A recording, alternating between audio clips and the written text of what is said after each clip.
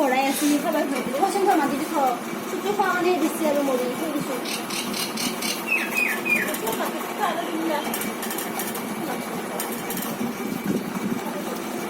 পাপুৱে